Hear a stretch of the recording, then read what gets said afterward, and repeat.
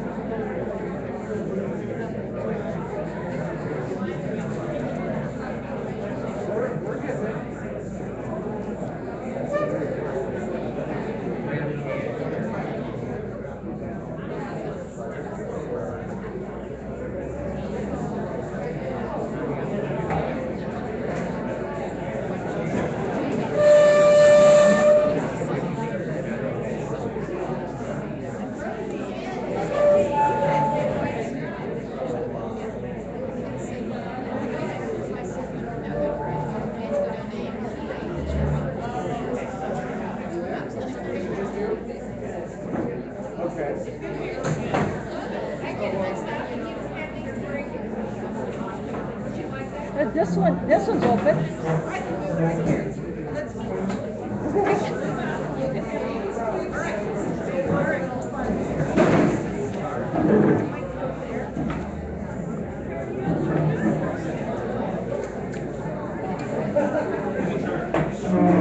Do you need anything, Keelan? No, I got it. You're good? Okay. Yeah.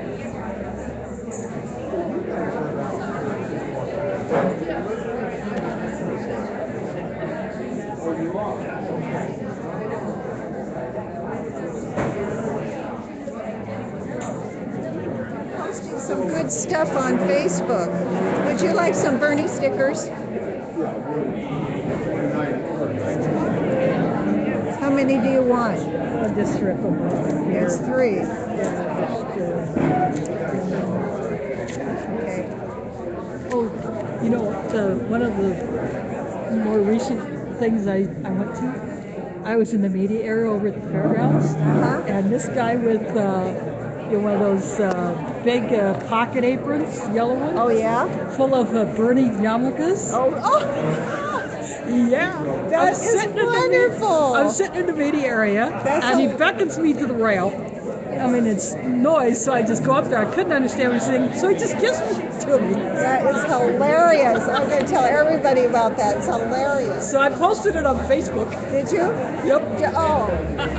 Well, I read my Facebook 2 days ago. Maybe you put it on since then. Well, I in a Bernie group, I posted a picture of it with on top of my sleeping cat. Oh, I shall look forward to it. Thank you. That's hilarious.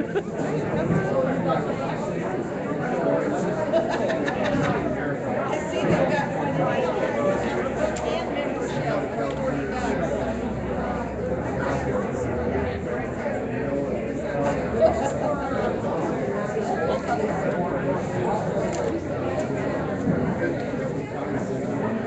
Check.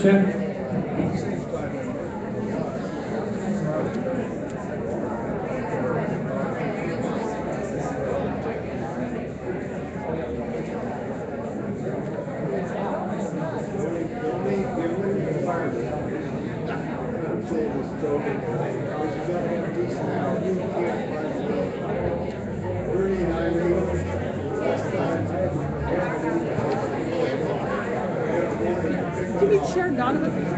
Is that? Sharon Donovan. I have met her. It's been a while. But Yeah, I was just telling her about that burning yarmulke I got. That's The so event I funny. streamed at the fairgrounds. It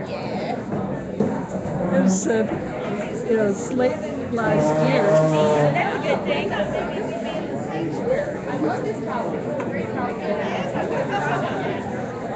Yeah, I kept looking in all the windows as I was walking around the building. As I walked in the bus stop across the street.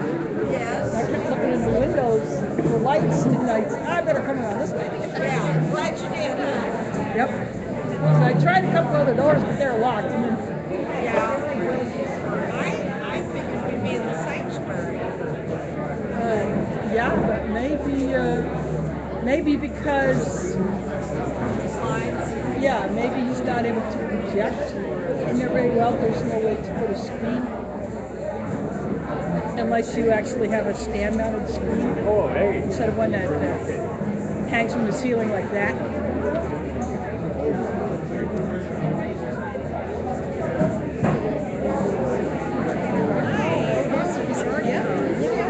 Back to the agenda. Yeah. I'm live streaming this. I'm live streaming this. And then when I get home, I'll put it up on YouTube. Is anybody sitting here? You? No, I see Willow over there. She might be the seat.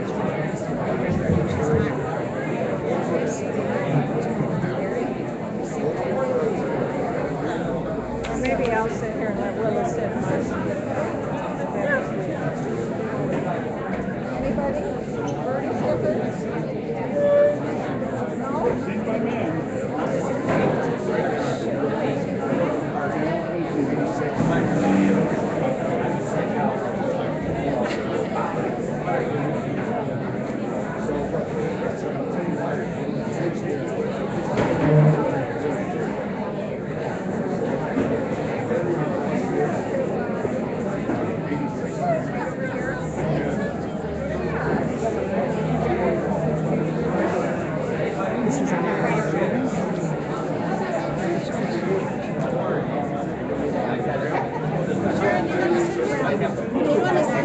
No, I'll sit right there. Sure. Okay. Besides, I've heard it before. So. Oh, okay.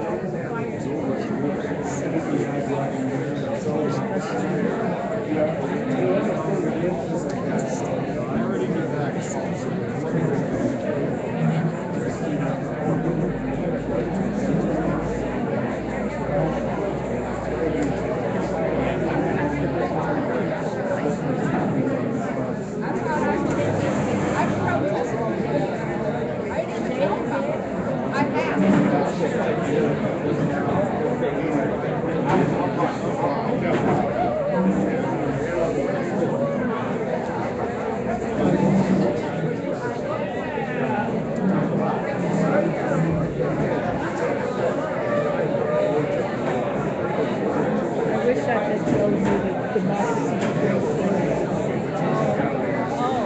I want to go so badly too. And I will be arrested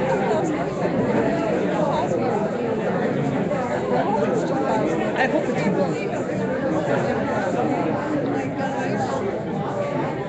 Had no idea for this crowd. Pretty good crowd.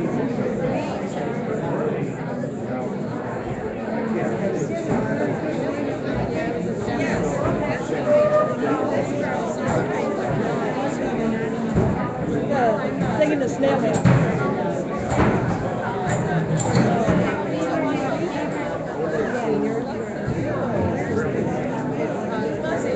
You sign up, you put your email address down, and you get the stuff even if you're not ready. Okay. Well, Because I have been getting it for a few years before I last October I finally decided to get it.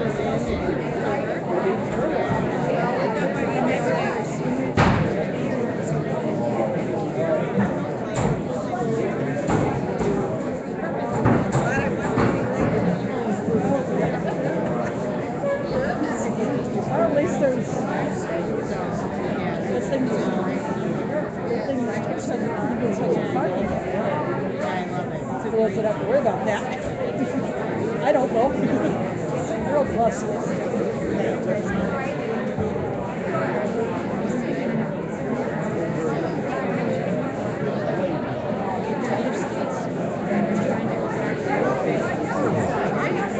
You can go by now.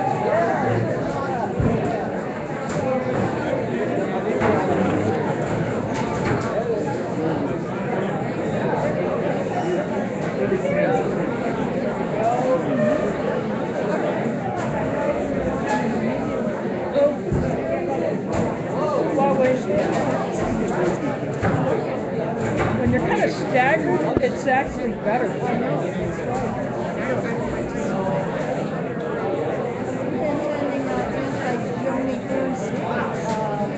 Flyers at the World Food Prize where they're having an event.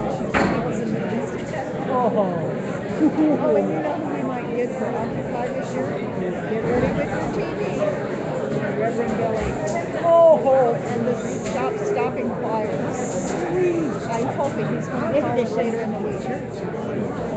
that would be, Wouldn't that be great? yeah. Well, we've got to raise money. Yep.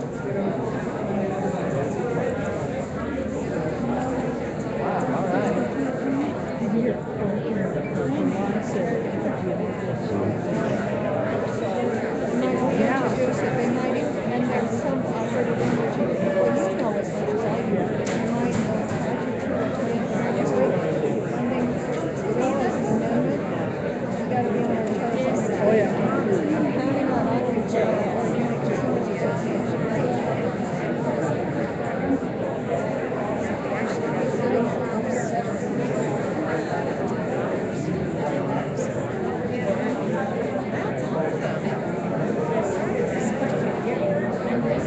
Now, for me, this is good.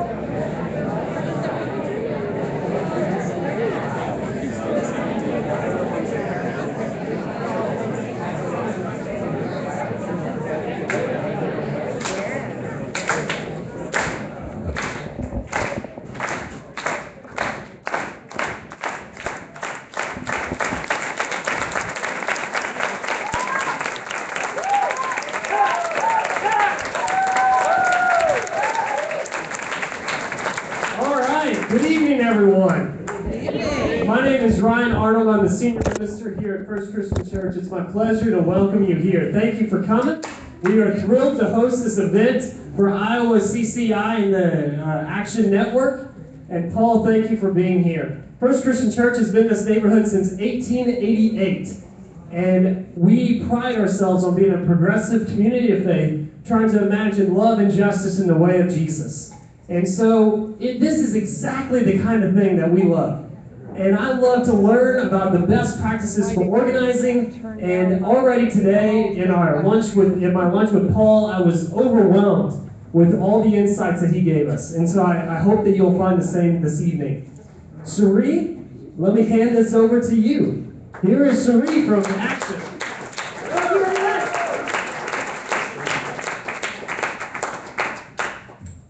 Well, first of all, thanks for being here. We expected 40 or 50 people. We pretty much tripled that. So I think that's a real testimony to how hungry we are for change. And I see a lot of familiar faces out there. There's a few people I don't recognize. I haven't had a chance to meet yet. But I'm just wondering if my brothers and sisters out there still got the fire in the belly. I say rise up. You say fight back. Rise up. Fight back. Rise up. Fight back. Rise up. Fight back. Yeah, you got it. I want to just sort of introduce myself. I am Cherie Ortiz. I am the president of our C3 board at Iowa CCI.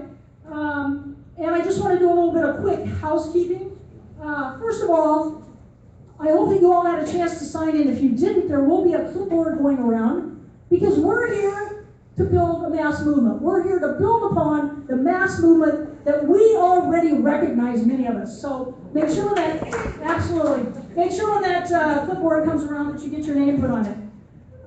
You have an agenda. We did run out of some of them. And they'll be going around with the clipboards. Right? Okay, so we do have some more agendas, but if you've got one, pull it out and be sure to follow along with us. You can see that we've got a really good program. We're in the first phase, welcome introduction, and why we're here tonight. And then there's going to be a conversation with Paul Engler, our guest speaker and author of the book, This is an Uprising. And then there's going to be opportunity for taking action and creating change. There's going to be opportunity for conversation. So this is going to be interactive. We're not just going to stand up here and lecture to you all day. There'll be some good participation. So those are that's kind of the basic format. I'd like to just kind of find out why some of you came. Rosie Partridge, why are you here today? I'm here because I've been witnessing what I think is a kind of a broken political system in our country. And I've seen people rising up, and I'd like to build on that and learn how to build on that and to strengthen us in that way. So Absolutely. And I want to get my book signed. That's another good reason. Patty McGee, why are you here? I am here because it's time for a revolution that from corporate power, and we need to break the chains that corporate power has on our political system. Thank you very much. Mr. Liam Stowe, what are you here today? I'm here because CCI and a lot of the populist mobilization that Mr. Engler talks about, or that he writes about in his read. Thank you very much. We have a great anxiety here. Judy Robinson, why are you here today?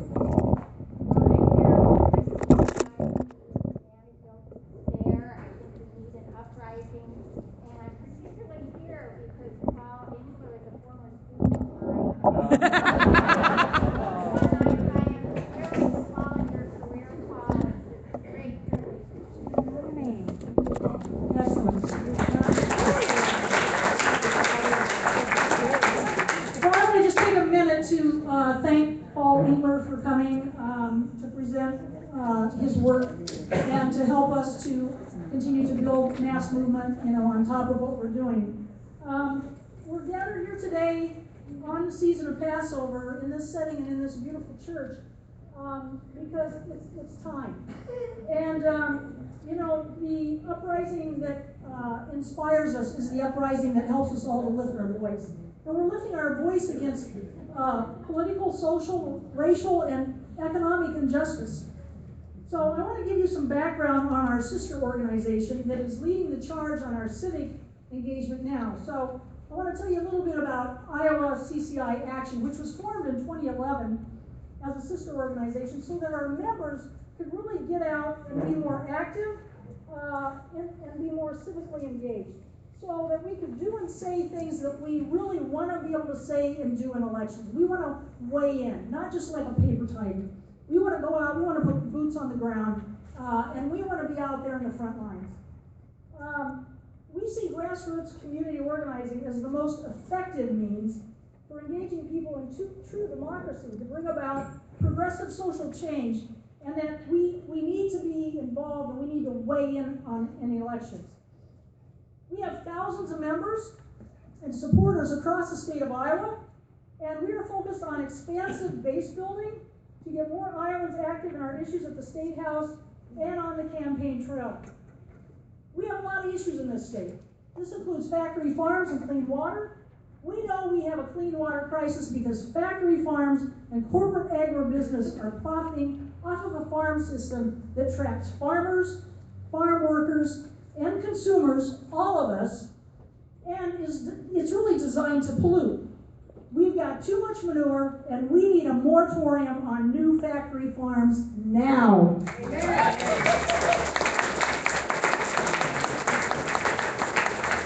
Our work also revolves around the Fight for 15, because all workers deserve dignity and a fair wage in their work. It includes fighting for racial justice. Did you know that, technically speaking, racial profiling isn't against the law in the state of Iowa? That is absurd. Our fight also includes fighting to stop the Bakken pipeline, as well as invest in clean energy infrastructure, wind and solar, that is locally owned and democratically controlled. So how does that sound to y'all?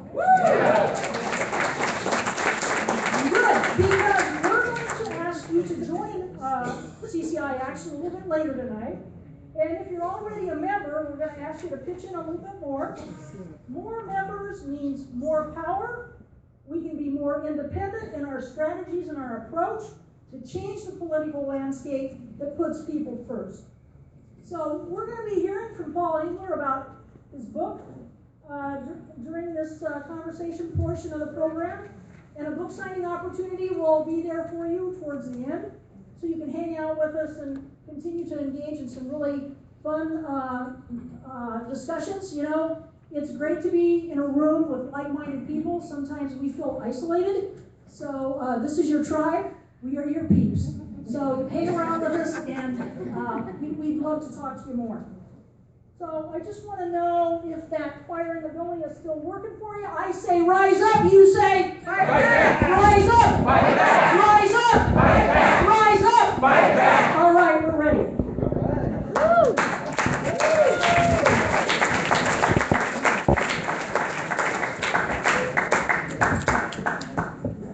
Wow, this is a great turnout for me. That is like really intense, you know. My nephew has this thing that he does. He calls it the me dance. You go me, and he did it, and I said, "Wow, that is a real powerful dance." And I think a lot of us do the me dance, but very few get the affirmation. So it's amazing that I get to talk and that people think I'm special. You know? Not just my mother. You know. And I say, you know, it's also very hard, because generally I tell my personal story. I'm used to being an organizer and telling my personal story all the time.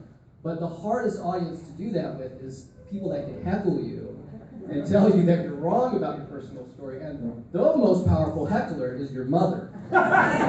So this is actually a little bit nervous for me, because I'm like, okay, my teachers are going to tell me that, oh, that wasn't really true. That wasn't really true. But before I really go on, I want to tell you a little bit about my personal story, and then I'll talk a little bit about the book and why I wrote it. But first, I just want to say I'm very touched by everyone's support. And part of my story is really talking about the unique aspect of the community that I was raised in. So I come from a very special family. My mom was a nun, and my dad was a priest. And that is not supposed to happen. That was forbidden love. Okay? But they were part of a movement in the Catholic Church called post-Vatican II or Vatican II Catholics that believed in a vision of a beloved community that included things like social justice and civil rights. And when they left the church, they still believed in that vision, and they believed our family was the way we embodied this beloved community. And there were so many things in our family that was unique to be an Engler. We sponsored Vietnamese refugees, and they were my babysitters growing up. My dad did a whole bunch of social justice projects. He did public housing. He was part of a prison reform movement and was part of founding Fort Des Moines, this prison residential facility. My dad was involved in the Jesse Jackson campaign in the 80s. And even though we didn't really know much about politics, we still were exploited as laborers to deliver things for Jesse Jackson. Okay? So there was all these amazing things about what it meant to be an Engler, both externally from the family, but in the family. We would have family meetings, and my mom and dad wanted to get our participation in everything we did. So they wanted rambunctious boys that could speak their voice. And so even when we would sit down every night, we'd sit down for prayers, my family would do prayers in a way that was collaborative. So everyone had to say part of why they were grateful to God. But most of the time, I couldn't think of anything. So it would always be like, I thank God for Spider-Man. Really grateful for Spider-Man. But anyways, the point of all this is that I was raised in a special family that really taught me social justice and was really part of this whole vision of a beloved community. But this was really challenging, partly because my dad died on Christmas Eve in '87. He dropped dead of a heart attack. And a lot of things in my family was very challenging because of that. My mom had to do a lot to try to take care of the family as a single mom. And even though we were very active in the church and we got a lot of support from the community, it was very hard to do the same routines that made our family special. We didn't do the nightly prayer and the dinner anymore because my mom a lot of times was working. A lot of the projects that were really special, the social justice projects that my father did, kind of started falling apart because he wasn't maintaining them anymore. And my mom was just trying to keep up. My grandma used to live upstairs, and she was very special to me. She was like a nanny when I was growing up. And right after that, we had to put her in a nursing home because we couldn't take care of her. And my uncle stepped up to try to take care of her. And I watched my grandma die of cancer, being alone and away from this special family. But the redemptive side of the story is that even though we were struggling, and we were, I think a lot of us in a certain time felt very isolated. And at the time I was 9, 10, 11, 12, I was very isolated. I didn't have a real good social group or community. But something special happened. My brothers and I bonded. My mom had family meetings sometimes. She would bring us back together and say, guys, I can't do this alone. I can't do this alone. You guys have to be the legacy that your father and I tried to build. Now you have to build it. And because of that, my brothers and I built this amazing community of friends.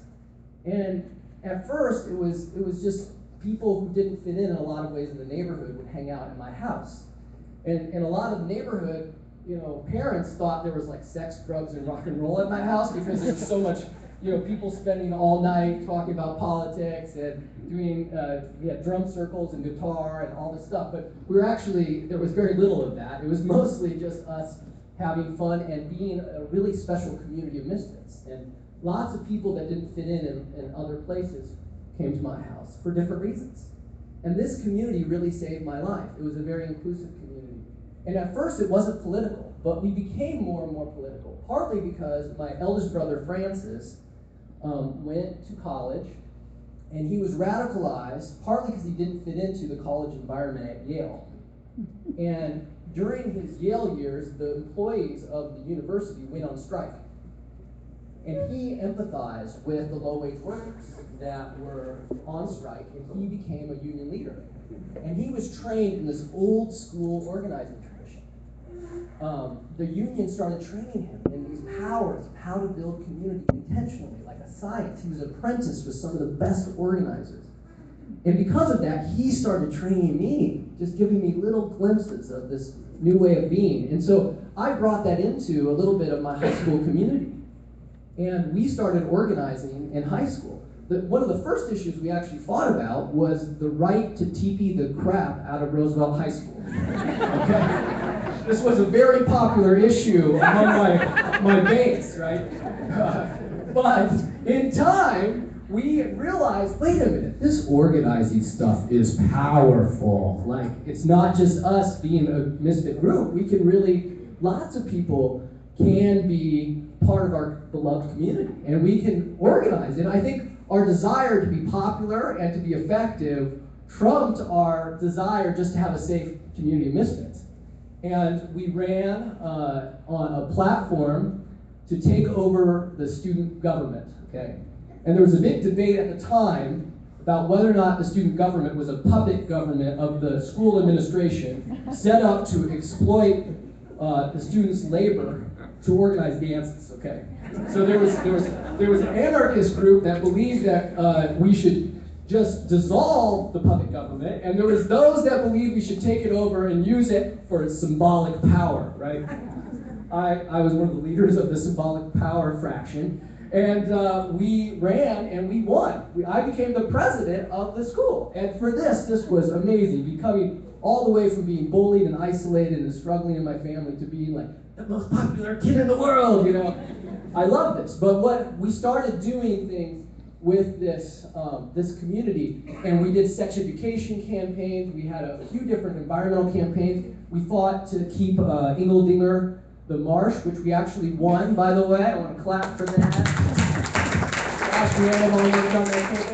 Josh Mandelbaum was one of my friends that organized with me. He was known in our senior year as Trojan Man because of our sex education campaign. He was the public spokesperson. So all the students referred to him as Trojan Man just for a couple of weeks.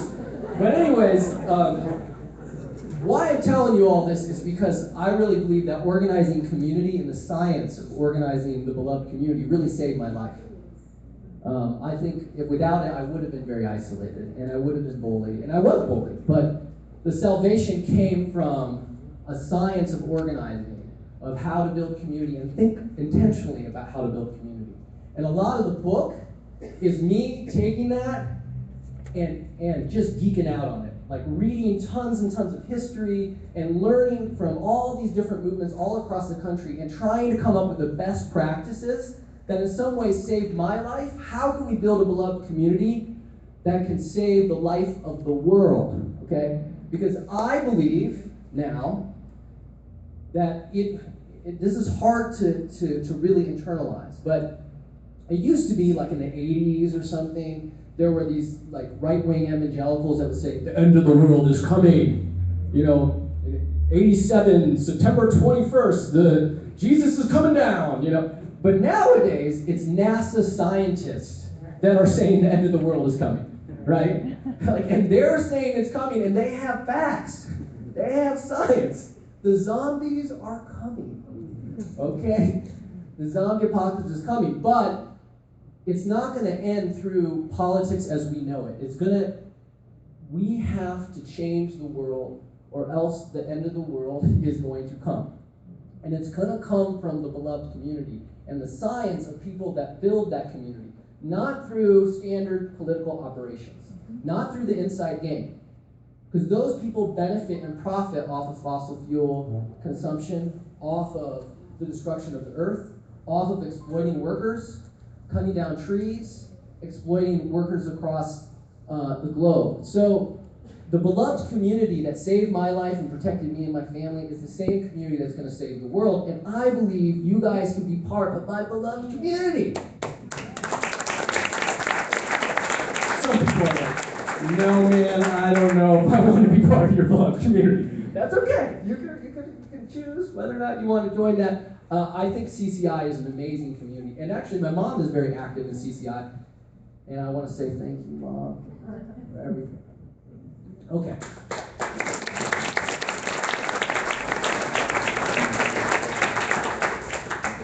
So, that's my dad, that's my mom, in the flying nun outfit. You love that? I know. That's me and my grandma.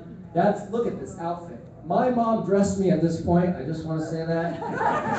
So if you look at this, you think it's really nice. Thank my mom for my style. Now I'm going to talk a little bit about the book. But before that, I just want a little icebreaker. And I'm going to teach you something that's just going to get our energy going a little bit. And you were doing it at the beginning, but it's called the Solidarity Hand Clap. Who here has heard of that? Raise your hand. Okay. Solidarity Hand Clap was started in the United Farm Workers. And it's just you clap very slow and you build, and we're going to add something to it, which is a chant called Si Se Puede, which means yes, we can. And this chant was actually developed by farm workers who, for about 100 years, tried to organize in California, and they were never successful. And everyone told them, there's no way you can succeed. You're going up against the most powerful agribusiness corporations in the world in California. And you're the poorest workers, a lot of them Filipino and Chicano workers. And they said, we have to believe that we can. So the hand clap became like a motto of their movement. And we use it all the time in the labor movement. But I'm going to give it to you. But this is what I really want. You have to get into it. You have to believe in it. All right? Everyone say, I will believe. Okay, I like that. Okay, so we're just going to, what you do is you start out slow, and we say, si, say. And then you're going to build up, and then when you stand up and you really clap loud, and you chant, si se puede. Now, really climax high, okay? Now men, Slow down, okay? You don't want to climax too early, okay? So anyways, here we go, all right? Ready? 1, 2, 3. 6, 7,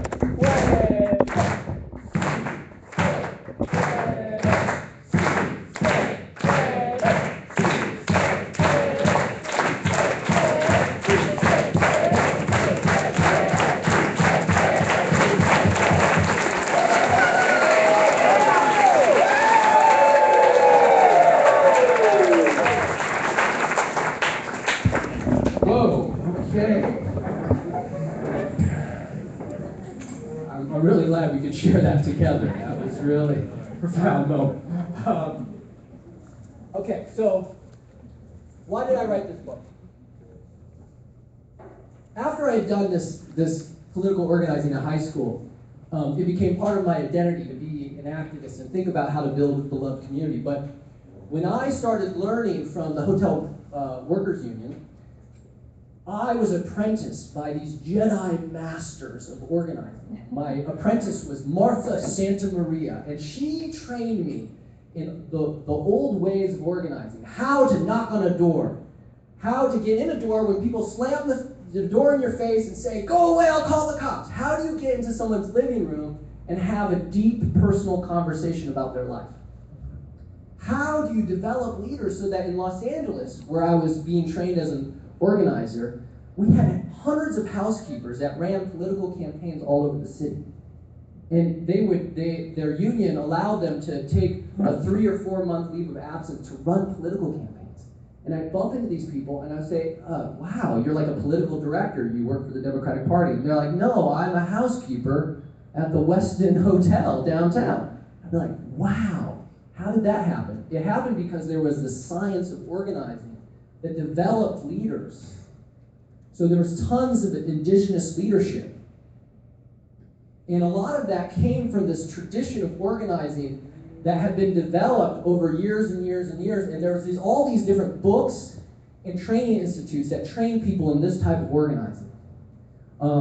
This guy, Saul Alinsky, was one of the first people to systematize it. And he wrote this book, Rules for Radicals, in the 60s. And Ella Baker was one of the most famous structure-based organizers in the civil rights movement. And these are all these different MPAs, part of one of these coalitions that kind of specialize in this style of organizing. And this style of organizing does deep leadership development. We know how to do one-on-one meetings. And another thing is it's a machine at mobilizing people. In Los Angeles, in the Union of Hotel and Restaurant Workers and the LA Alliance for a New Economy, the place where I was apprenticed, we can mobilize 800 people every month to a protest, regardless of whether or not the media covered our event or not. And the way we did that is we had this structure of indigenous leaders in workplaces all over the city. We had leaders in neighborhoods all over the city that each person mobilized 5 to 10 people and could mobilize those people to a protest, and they were confirmed and called and reconfirmed, and then the day of the mobilization, it was a machine that drove everyone to the action, and you knew almost exactly who was going to show up to the action. Okay? It was an amazing machine that has had huge impact on Los Angeles politics.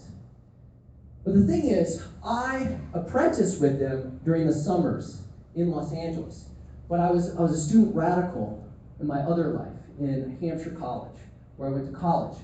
And something happened. Even though I was organizing around anti-sweatshop work.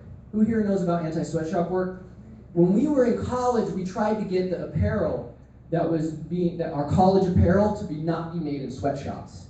And we were doing building takeovers, we were doing lots of different things to stop anti-sweatshop work. But one thing that happened that changed my life is the battle in Seattle. Who here has ever heard of the battle in Seattle? Raise your hand high if I can see them. So the battle in Seattle was basically a protest that shut the World Trade Organization down. And what it did is it, just like Occupy, it created this amazing spectacle. It got front page New York Times day and day for a whole week. Everyone was talking about it. And this created something on my campus that I didn't really understand. Because now everyone, instead of like being annoyed by me trying to mobilize them to a meeting, All of a sudden, they were talking to me, Paul, did you see Seattle? Did you see? I want you to meet my mom, because you're awesome now, Lots of things had changed. Temporarily, all these different groups on my college campus wanted to participate. There was going to be a meeting right after this protest, and through my calculations of my organizing tradition, I thought only 5 people, and I could almost always predict who was going to show up. And 100 people showed up to that meeting. And I was like, what is happening? All these people are being mobilized outside of any relationships, outside of any structure. What is happening? And then, not just that, we started doing more and more organizing, and thousands of people in our local community started getting engaged in a way that I had never seen. In some ways, I was like a scientist studying structure-based organizing, and all of a sudden, it was like magic. I was in the middle of a movement, and I had no idea how these people were being mobilized or why there was so much energy. And I tried to figure out, how does this thing work? How do these, what we call moments of the whirlwind, work? And what I realized is that there's another tradition of organizing. We call it the mass protest tradition in our book. But the mass protest tradition is kind of like, it's a science of people who study these climactic moments of change, these moments of the whirlwind, or sometimes we call them trigger events. And it has a whole different school of thought. It has a whole different way in craft and science of thinking about movements. And these are the major thinkers of that tradition. Frances Fox Pippin, George Lakey, Lisa Fithian. I mentored with her. And the skills in this tradition are almost like concert promotion. We call it prophetic promotion. It's like you pitch a really big action where lots of people are getting arrested or like Occupy. It's a real big vision, and it sucks everyone in, partly because the media spin, and it uses the structures that are already out there, but it doesn't necessarily create structures. Does everyone, that make sense? Makes sense? Give me the sparkly fingers. Everyone know the sparkly fingers? That's part of the Occupy mass protest tradition, the sparkly thing. Let's see them again. That's affirmation. That's good. Yes, thank you. This is, if you don't like it, you can go like this. Don't heckle like my mother. Just go like this if you don't like it. Okay. So anyways, I learned this tradition, and I started realizing that this tradition had a lot of really good things, but it had also a lot of really bad things. Does anybody experience a lot of things they did not like about Occupy Wall Street? You can be honest. Give me the sparkly fingers if it's true. Okay. I loved Occupy Wall Street, and I think Occupy Wall Street changed so much in America. But there was a lot about that organizing tradition that also was very hard to manage. But this organizing tradition is about how to create mass-scale actions, how to organize in high levels of momentum, and how to create moments of the whirlwind. And this is what I want to say. A lot of people in these two different traditions poop on each other. Alinsky was very critical of traditional civil rights movement organizing. A lot of people in traditional organizing who are in the trenches, like I was at New Hampshire, you see this mass protest and you're like, oh, it's a flash in the pan. Even my eldest brother, who was in the union, was like, Paul, that's just a flash in the pan. Who cares about Occupy or about global justice movement? What I want to say is that they're not just flashes in the pan. Or rather, they're a flash in the pan that can have tremendous power that we should take seriously. And what does that mean? That means that movements create these moments of the whirlwind. And moments of the whirlwind are when you create a climactic action that grabs the media spotlight and creates a narrative that pulls people out of the woodwork to belong to a movement. We saw that in Occupy. We saw that in the civil rights movement. If people talk about the civil rights movement, they really talk about Birmingham, the March on Washington, Selma. These are the biggest moments of the whirlwind that were created. And because of these actions, millions of people watched the civil rights movement and got active because these actions pulled them in. It pulled them into the moral issue of the cause. The anti-war movement, in 2003, one of the largest protests in world history happened in 2003 that most people don't even remember, but it was huge. And the New York Times said it was a drastic recalculation in the power of public opinion to change foreign policy. It didn't end the war, but it changed dramatically a lot of different countries how they responded to it. The immigrant rights movement in 2006, what most people don't know is that one of the largest protests in American history, probably some people argue the largest protest in American history, happened in 2006. In Los Angeles, where I was, there was actually a general strike that shut down a huge portion of all the service industries in Los Angeles were shut down for the day because there was a general strike. 1.2 million people marched. Can everyone say, whoa? 1.2. Everyone hear it again. Whoa, that's a lot of people, man. 1.2 million people marched. And because of this, the Sensenbrenner anti-immigration bill was basically dead because of public opinion change around this. And because of this, one of the largest voting shifts in America, in American history, happened after this protest. Because a third to a half of Latinos fled the Republican Party because of the protest in 2006. Okay? I'll say that again. 1/3 to 1/2 of all Latinos fled the Republican Party. Yes. Nowadays, we just assume a lot of Latinos are Democratic. But back in the day, it wasn't the case. 42% of Latinos voted for Bush as governor of Texas. Okay? Now, the governor of Texas is lucky if he gets 25% of the Latino vote. Okay? That is because these mobilizations made people take a side, made Latinos and politicized a lot of Latinos not to vote with people who did not support their rights. Occupy. Who here was involved in Occupy? What most people don't understand, because they say, did Occupy create this huge moment, this huge movement, this huge moment of the whirlwind, but what did they actually do? And I want to tell you something. They drastically changed public opinion. If you measure public opinion, which I do, a variety of issues in America were drastically changed. And when you're a candidate and you're watching polls and you're like Trump or you're Hillary or you're Bernie Sanders, you try to move public opinion by 2 or 3 percentage points, okay? On the national scale or the local scale, and you'll win an election by polling public opinion by 2 or 3 percentage points. Occupy changed percentage points on a variety of different issues. Sometimes 10, 15% of the American population changed their view on a variety of different subjects. And because of that, we changed the political weather for a variety of different things, and at the local level, we won tons of different things. For instance, the millionaire taxes. There was propositions to fight for taxes on millionaires to fund schools and to fund social service programs in New York, in California, and Washington State, and we were not able to win those. But because of the change of weather in Occupy, just a year or two later, we won all of those. So the weather changed because of these things, because of the moments of the whirlwind, and because of that, lots of other things became possible. What seemed impossible became possible.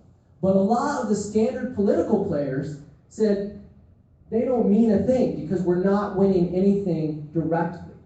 But indirectly, we were changing everything. So what the book is a lot about is how do we create moments of the whirlwind? What is the power of the moment of the whirlwind? Black Lives Matter is one of the most recent cases of the moment of the whirlwind. After Eric Garner was killed in New York, and there was protests all across the country.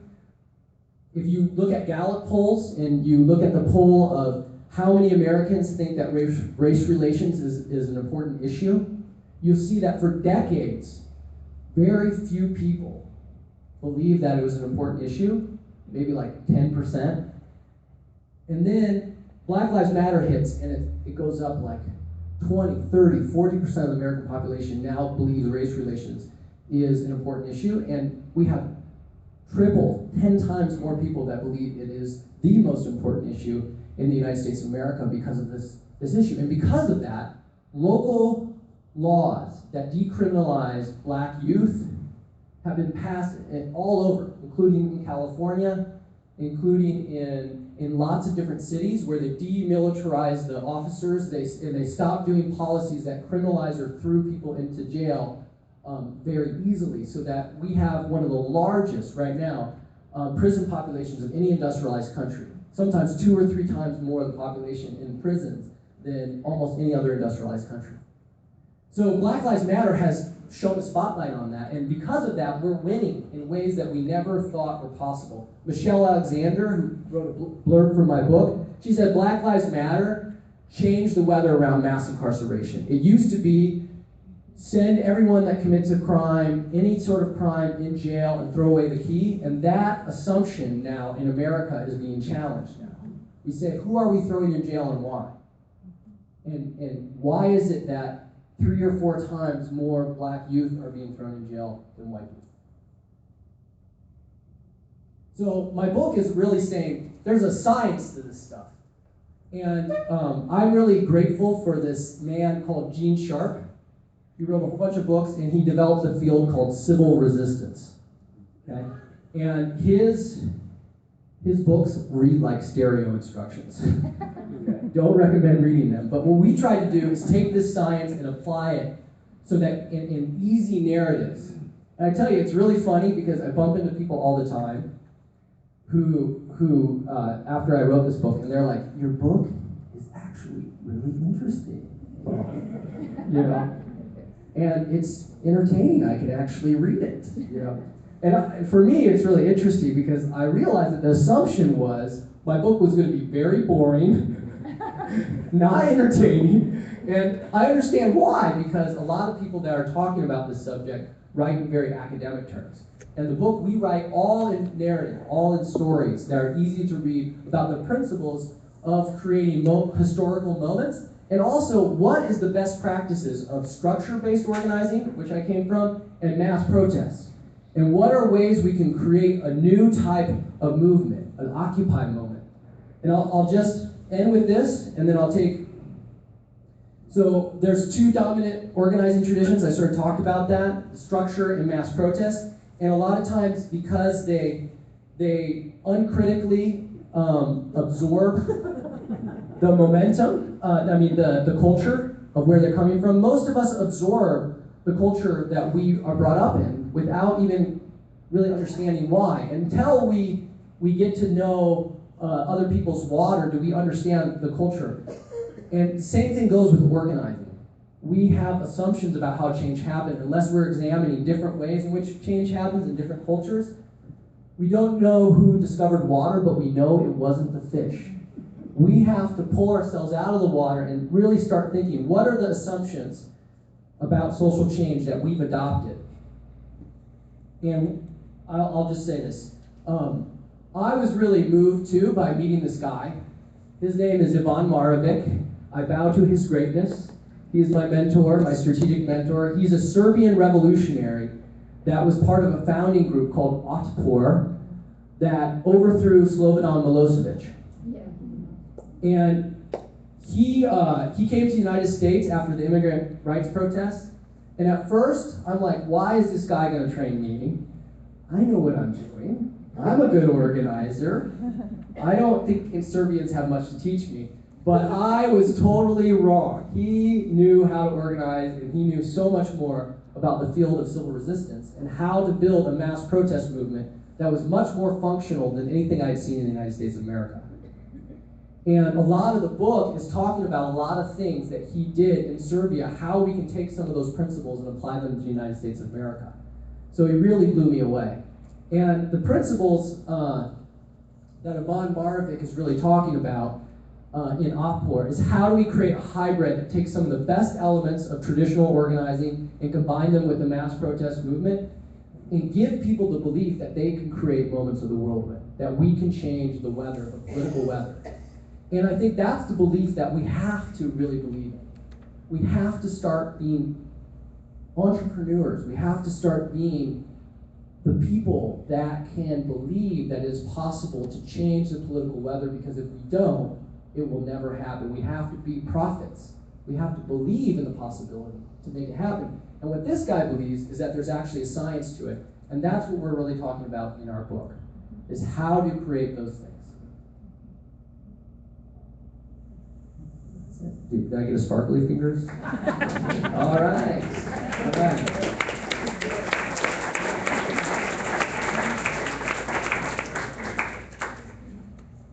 guess we're going to take some questions and stuff. So, and you can stand up. Just yell it out. You got to yell it out loud.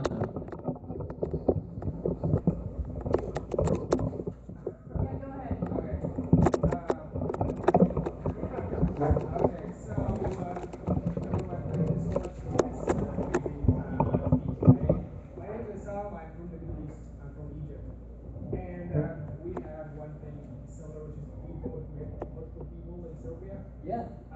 After the Egyptian revolution, we went there for like kind of localize our movement within Egypt. But my question is, in the Middle East generally, we have different challenges, which is we get arrested, we go to prison, we get tortured, we go to unfair trials all the time. So sort of organizing peaceful protesting, which is we believe in and we working on so hard since maybe 10 years ago, and we reached some successful related to this, which is the Arab Spring was so peaceful movement. Yeah. But like as an organizer here, how do you see this struggle against bad regimes, how so familiar with arresting people, torturing young people in the Middle East? First thing I want to say, thank you so much. And I just want to say, when you say, oh, in our tradition, lots of people get, arrested and they go to jail and they get tortured. And I'm like, oh crap, that sucks. I am sorry, that's really hard. And I think it's really helpful to know that it actually helps in the United States of America that we have a vibrant democratic tradition where we don't have to go through a lot of the same suffering that other countries do to build uprisings. And we have a chapter in the book that talks about Egypt. And in Egypt, it's really interesting because it wasn't the mass protest movement wasn't successful. It was successful. It did overthrow a dictator, and then it forced elections. It forced the military to give elections. But the problem is when I say there's a structured tradition and a mass protest tradition, you need to have also people who have structured organizations that are able to fill the void. In a lot of countries, in the United States of America, it's not as big of a problem because we have CCI, we have labor unions, we have people that can fill the void of Occupy, right? Occupy can create the change in weather, and then other people can harvest that change in weather. But in other countries, it's really hard because the Muslim Brotherhood was one of the most established structure-based organizers, and they're the ones who took power after the revolution. So in other countries, it's much harder to build a revolution because you need to build lots of things that don't exist in the United States of America. I don't know if that answers anything, but so I think though that it's really interesting to see that people have studied these principles, and because of that, it's that study of the science where revolution happens, is when people are in despair and they're trying something new and they hatch a new vision of a movement where new and amazing things that were totally thought impossible. And in the Arab Spring, in most of those countries, it would have been impossible to think that there would have been a vibrant movement that toppled some of those dictators. But because there was this process of people taking these principles and applying them, the impossible became possible. Didn't work in a lot of ways. In some ways it did. Some countries did. And what we talk about is what are the weaknesses of the mass protest tradition and what are the strengths. So it did overthrow some dictators and stuff, but the problem was that they didn't have something to fill the void. I think after Occupy, we see that a lot of things have changed in the United States of America. The Democratic Party has changed since Occupy. Bernie Sanders, I think, has really absorbed a lot of the momentum that was created, and partly the weather change. Fight for 15. I don't know if you guys know, increasing the minimum wage. When I was in 98, 99, I worked in Santa Monica to try to pass a $13 minimum wage for primarily service workers and hotel workers. And no one throughout the country thought it was possible. And tens of millions, corporations spend tens of millions of dollars in ballot initiatives attacking us and trying to destroy the effort to raise the minimum wage. I want to say, this year, Santa Monica passed a $15 an hour minimum wage. Okay. Why is that? That's because the weather changed. The weather changed. And because of that, now what is possible has changed.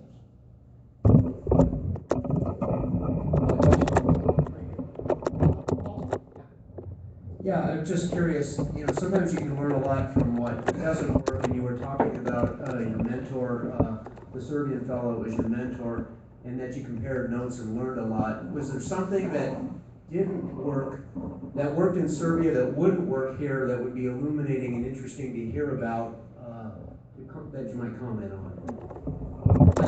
People believe in the inside game here. They believe, like Hillary Clinton, if you're just good enough and you compromise and you maneuver enough that you can work within the current political realities, even if the current political realities are totally corrupt. And I'm not saying the inside game is all bad. I'm glad that there's people like my brother Josh Vandenbaum that plays the inside game, and he does it well. He's able to win little tiny things.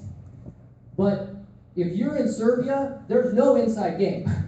There's no way. It's so corrupt, and everyone knows it's corrupt, that the popular mass protest movement, changing the weather, is the only option they have to survive.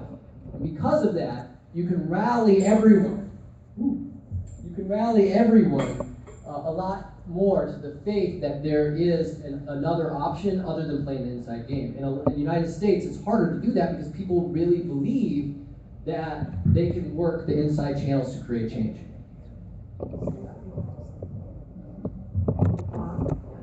Okay, I find that when organizing protests, most people don't want to be part of the protest because they're very afraid of their employer finding out or having any kind of trouble or to be associated with it. So they usually come with sunglasses on or something like that if they show. But I have been criticized also because I have people who protest who are more with DXE. Are you familiar with DXE, Direct Action Everywhere, where they feel like they have to be disruptive in their protests in order to gain attention? But my reasoning with that is I feel that those people who are disruptive, they only appeal to people who already believe like them and not to the mass. This is a really good question. Most people in the civil rights movement, okay, in the 60s, did not like Martin Luther King. He was not popular. The tactics of the civil rights movement, lunch counter sit-ins, mass civil disobedience, most people in America did not like those tactics. They were disruptive. And my Midwest sensibilities, my mom tells me, I believe in the protest, but it feels uncomfortable being so much conflict. I relate to my mom sometimes. But the reality of it is, it's not about whether or not people believe in your tactics. It's whether or not it elevates the issue. And we write in the book about this group. Oh, hello? Switch mics. We write about this group called ACT UP. Who here is familiar with ACT UP? ACT UP was this protest group that had a motto that said silence equals death. Tens of thousands of gay men were dying in this epidemic of AIDS in the 80s. And the federal government was, because they were homophobic and the right, a lot of evangelical right-wing people had so much power. Like Pat Buchanan, who was the PR rep for Reagan, said it was God's answer to homosexuality. Okay? And because of that, there was almost no federal funding to address the epidemic. These activists did amazingly disruptive things, okay? They took over the New York Stock Exchange and shut it down for a day. They took over streets in New York and shut down the business sector in New York. They took over the nightly news before they locked the doors on nightly news. They handcuffed themselves to the bench of Tom Brokaw, okay? And stopped the live television of a nightly newscast. The most disruptive things you can imagine they did. And because they said, if people, we don't care if they don't like us, we're homos. They're not gonna like us, but they have to know this crisis exists. And the reality of it is it worked. If you look at the polling, what happened is they elevated the issue. People did not like ACT UP or the tactics, but it won the people over on the issue because people had to take a stand. That's what polarizing tactics do. Now, the question is, there's a role for many people. Not everyone can play the totally disruptive tactics. We have to support them, but not everyone can get arrested, not everyone can do the really disruptive protest stuff, but we can all be supportive in whatever way we can to the protest, and realize that even though it might make us uncomfortable, those disruptive tactics are helpful. Occupy elevated the narrative and won the public, even if a lot of times people did not support the tactics. Now there's an exception, because once you start breaking windows and you start throwing Molotov cocktails and you start hitting, slugging at police officers, then your tactics do start affecting the issue. Okay, so you can do very disruptive things and you can win the public and make the public stand with you if you have a popular issue that you believe in. But if your tactics become violent, then you lose the popular support for the issue. And this is on the right as well as on the left, okay? Because protest tactics also work on the right. And they know that. Like, the Tea Party was formed by a moment of the whirlwind of the Tea Party disrupting representatives' town hall meetings that they were having in 2009 and 2010. And that created a wellspring of activity. I mean, just this amazing flood of activity that they absorbed into the Tea Party. But anyways, when the Tea Party or anti-abortion protesters become violent, bomb things or do property destruction, it moves the entire public away from those issues. No one wants to, in some ways they sympathize with the people who are being attacked.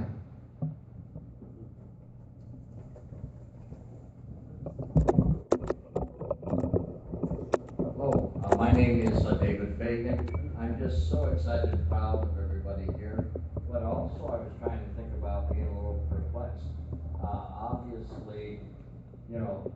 Obviously, my age, my wife's age, and I don't see the diversity here. It's not a criticism, and I feel disappointed and ashamed because I don't have anybody with me.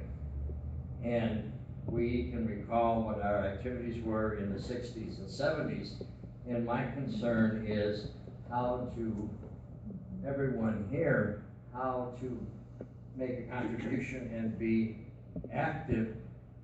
It seems like we have to look at it from our perspective, because when we have our conversations with the family or with others, we're also sort of frozen in time with where, we are. We're great, so how, and since everyone, 90% here, is there, how do we use that to our advantage, and what do we do with it, This is good. I want to say the guy who, on the right, his name is called Frank Luntz. He's one of the greatest PR experts on the right wing of America, conservative dude. And he's had a drastically different strategy than the progressives or the Democrats. And his strategy is, we have to move everything to the right, we have to energize our base. And the base of our support is what's going to move everybody. And we have to be concerned. We polarize the crap out of the issue. But we have to make sure that we move the middle of America towards us. And because of that, in a lot of ways, the right wing has been winning in the United States of America. What is now the middle, Reagan would be considered a liberal on many issues now. Okay? If he was in the Republican debates, they would fry him. I mean, they would call him a commie rebel. That's because they've had a different strategy. And I believe in the book it's sort of talking about we need that strategy. We need to move everything to the left and move the middle with us. And the way you do that is by energizing the base. It's not, you have to feed the base, energize the base, just like Bernie does. Think about changing the weather and moving the middle towards you, but the target is not the middle. That's just one part of the puzzle. But the biggest part is that we have to create moments of the whirlwind that move the middle, but engage and build a movement, the beloved community. And at first, the people that first stand up are going to be some of the usual suspects. That's okay. Diversity comes when we start escalating and we start building these moments of the whirlwind. There was one woman up there. Hi, can you hear me?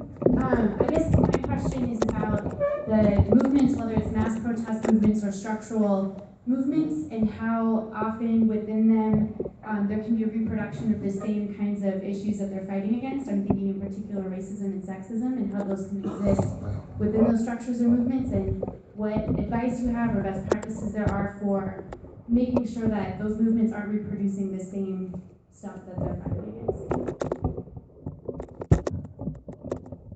I think there is a role. I'm trained as a therapist, so I think there is a role for safe spaces, in spaces where we're just talking to people who are radical and have a lingo that's very anti-racist, is not homophobic, is not transphobic. All these different things that if you're in a countercultural lefty community, you need to just feel supported. And if I needed therapy, I would want a therapist that supported me and on a lot of the social issues that I cared about. Wouldn't want to have to defend a lot of who I am to my therapist. Okay? But that's not how we build a social movement. Building a social movement, like this guy said, means that you have to take popular issues and you have to take people where they're at. And guess what? A lot of America has homophobia. A lot of us have racism within us. A lot of us have all these things that in the future we want to move more and more to an anti-racist reality. We want to learn how to create more safe spaces, become more radical, and embody a more pure, progressive reality that is more liberatory to all marginalized communities. That is the vision of where we're going to. And that has a role. We need those people to build what we call prefigurative communities. But we need to know that there are different roles in the movement, and popular movements need to be able to be in dialogue with lots of people who might even be a little bit racist. And that's okay. And there's going to be tensions in our movement around that. Now, that doesn't mean that we need to address racism, and there needs to be a process where the movement can talk about and try to purify it. But a lot of times we forget that we're not going to have perfectly safe spaces. We're not going to have perfectly radical spaces. That a popular movement has to take people where they're at, and a lot of times that means working in organizations that aren't perfect, but are popular. So, I haven't read the book yet, but I did read the content page.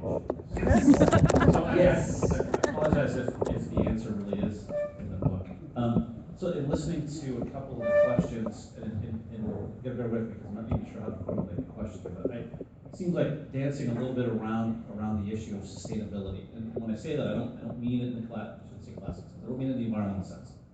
Sustainability of movements. Yes. And I'm hoping you can talk to it a little bit, and I'll tell you the reason why. So I high school, college in the 80s, so I guess I'm getting old. And so I think about the 60s as a defining, changing moment that had sustainability to it. I mean, it lasted a decade plus. There was reforms that continued on through the 70s. But I look at a couple of your examples up on the screen. You were talking about immigration, talked about the Occupy Wall Street movement, and it seems like they weren't sustainable. I think about other social movements in the last 15, 20 years, and they don't seem to be as sustainable as the 60s. Now, some of that may be age, fog in the brain, I'm not comparing it right. But I'm wondering how we make them more sustainable. What are your thoughts on That is an awesome question. I think that's like the question. If we can answer that, the revolution would be in our hands. Awesome. So, what I want to say, the book actually, we talk a lot about that. And the reason why the civil rights movement, the reason why it would sustain itself is because it went through multiple cycles of moments of the whirlwind.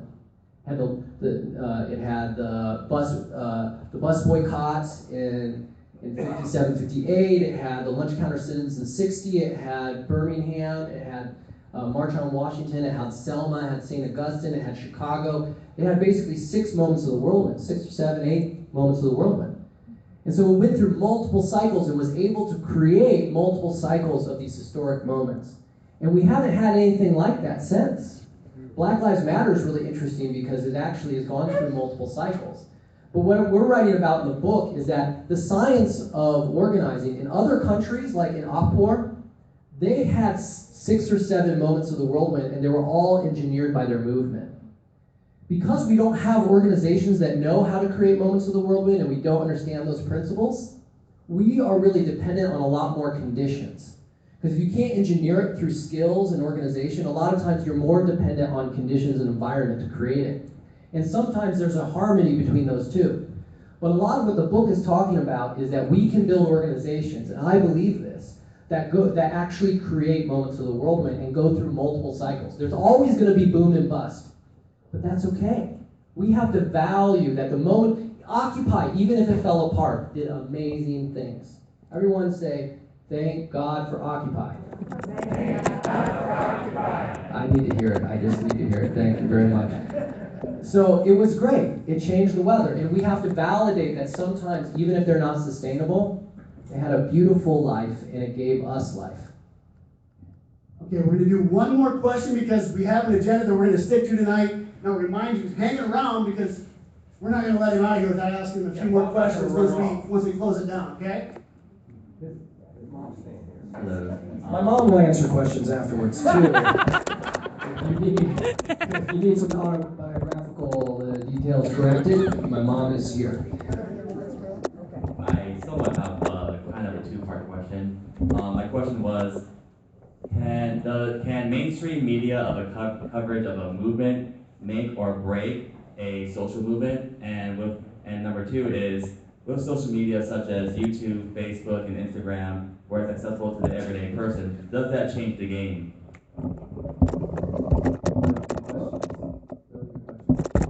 First thing, mass protest movements are much more dependent on the media.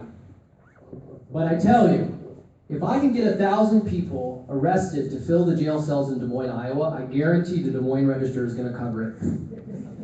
Okay? If I get 100 people arrested in this room, guys think I would about be it. there. I guarantee the Des Moines Register will cover this. They even covered me coming here, surprisingly. Okay, God bless the Des Moines Register. But the point is that the media can make and break the protest, but we can, through disruption and deep levels of sacrifice, we can grab the media spotlight, even if they're not totally behind us. And that's what Occupy did. You know, Occupy created a few different events, and it took a while. The media was not resistant to covering it, and then it picked up momentum, and they were able to create some events that really garnered attention from the media. So that's number one. Number two, very few people know this. Robert Putnam, anybody here have heard Robert Putnam, Bowling Alone? A few people. He did this amazing sociological research in the United States of America, and basically, I'll sum it up for you.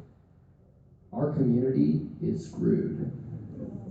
We are losing social capital dramatically in the United States of America. Almost all our organizations are falling apart. And on the right and on the left, we know this. We're becoming more individualized. We're losing a sense of community. We're losing our organizations that generally built the foundations of democracy. We're losing them. There's a few exceptions. One is Facebook, surprisingly. Facebook and online organizing and MoveOn and other online organizing has actually allowed more people to participate against the trend of us losing our sense of community. And that is a really amazing thing. Because before, when Birmingham happened, one of the most climactic civil rights campaigns, where student protesters, black student protesters, were marching, and they were literally chomped on by dogs, by racist white mobs, beat them, sprayed them with fire hoses, and that moment of the whirlwind created sympathy for millions of people. Millions of people said, I want to stand with those students that are experiencing racism. I want to do something. But there was no way, there was no channel for those people to participate. Nowadays, if Birmingham happened, people would donate millions, tens of millions of dollars through MoveOn, through all these online organizations. People would be donating online, and the social media networks would be buzzing, and it would absorb the momentum in a way that they never saw in the 60s. because of that, social media makes it easier to absorb resources and some participation when you do a moment of the whirlwind. But it's not the end-all be-all. You still need other things. But it makes it so that if you have a Bernie Sanders or you have an Obama that is able to generate like momentum, which is able to generate all this powerful moment of the whirlwind electorally, they raise more money in those campaigns than anything even close to what we've seen in the past. Because in the past, we could not raise from 1 million people $10 or $100. So the momentum that was generated from an Obama or Bernie Sanders could actually be absorbed in a way in the past we did not have for McCarthy or other candidates. Or movements are able to absorb and generate resources if they can create a moment of the whirlwind, and that creates opportunities.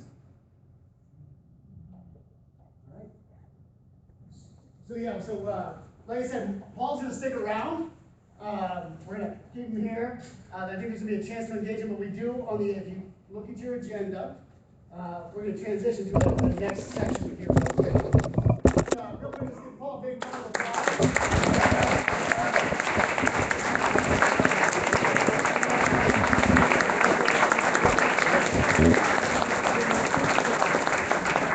I just want to say something. This event was sponsored by CCI, and I love CCI. I want to say, I didn't know this, but Joe Fagan told me all these stories of my father, who was a priest at the time, who would support CCI in the early days. My dad was really into Alinsky, and Joe Fagan was one of the founders, also a priest, when they started CCI, and my mom's now involved. But CCI is really an interesting example of an organization that is traditionally trained in structure. Joe Fagan and Hugh were trained in this old school organizing, and they're really good at it. Bow to the greatness of Hugh and Joe Fagan, you guys are great. But what I want to say, they built a very powerful organization, grassroots organization. But when Occupy happened, a lot of the Alinskyite groups kind of stepped aside and be like, oh, it's just a flash in the pan, I don't know if we should support this. CCI was not one of them. They stepped up. And they've been really innovative at thinking about how do we polarize and create and support movements.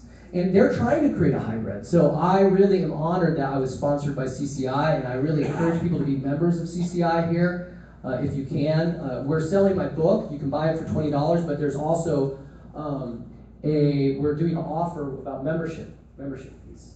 So you can become a member and you get a free copy of the book, right? So I just wanted to, with membership, I don't know what the price is, but I just wanted to support CCI to know that I think they're really amazing. I think they're very invested in a lot of the principles in the book. I'm done.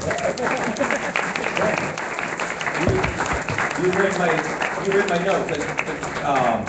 So we're in the home stretch here, and it's $40. And what we're going to do is ask people at the end, not just yet. We're not going to sneak up on you. We're not going to sneak up. I know we like to be snuck up on. We're going to ask you to kick in $40, and for $40 you get the book and a membership in CCI Action. So it's food for thought, food for action. And you might say, well, I already got a book. And it's just like, well, buy another one. It's a gift. Buy another one. Paul needs help. And somebody might say, well, I'm already a member. And it's like, well, then we're asking you to kick in another $20 to help with the fight. That's what so that's the pitch. So that's what you're going to hear. But wanted to do a couple quick things because, by the way, Joe, why don't you stand up just in case? Joe Fagan's name's been uttered a couple times. So Joe.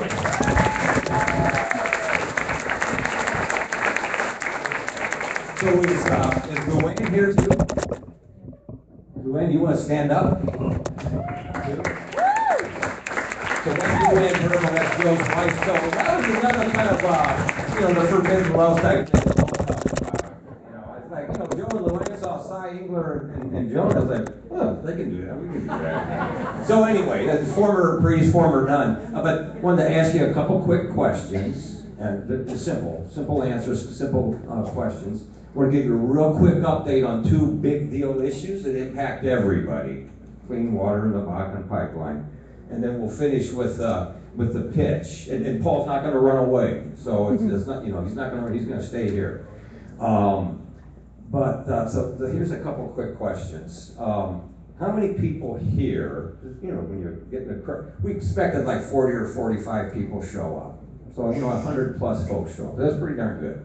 And so, Sheree went around early on and said, well, why? Why the heck did you come to this thing?